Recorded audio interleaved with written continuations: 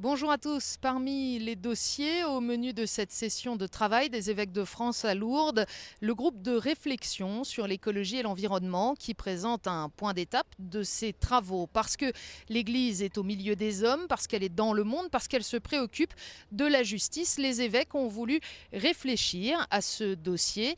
L'ambition de ce groupe de travail, revenir aux fondamentaux, à la théologie de la création pour discerner quels sont les projets, les actions éventuellement que les chrétiens peuvent porter en matière d'environnement. Les explications de celui qui préside le groupe de travail, Monseigneur Marc Stanger. Nous avons réfléchi ensemble précisément à la parole originale que nous avions à dire, nous, Église, par rapport à ces questions-là.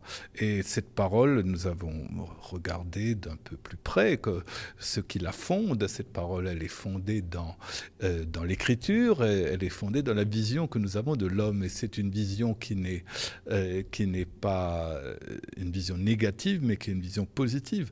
Bon, dans beaucoup de discours sur l'écologie, on dit que l'homme est coupable de ce qui arrive, donc de ce réchauffement climatique et tout ce qui en découle.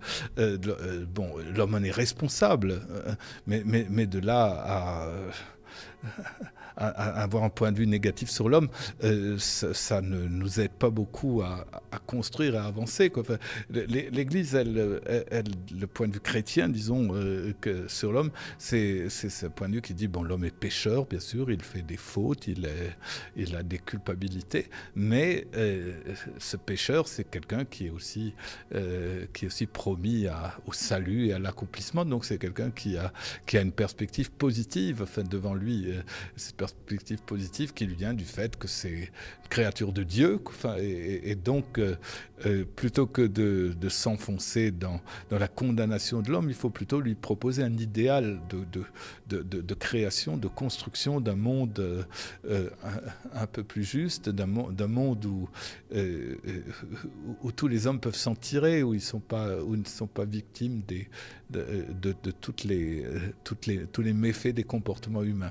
Une réflexion sur l'environnement et sur l'écologie qui ne veut pas s'arrêter à la culpabilité de l'homme, mais porter une espérance commune en matière d'environnement. Le groupe de travail présentera ses conclusions à la prochaine assemblée au mois de novembre.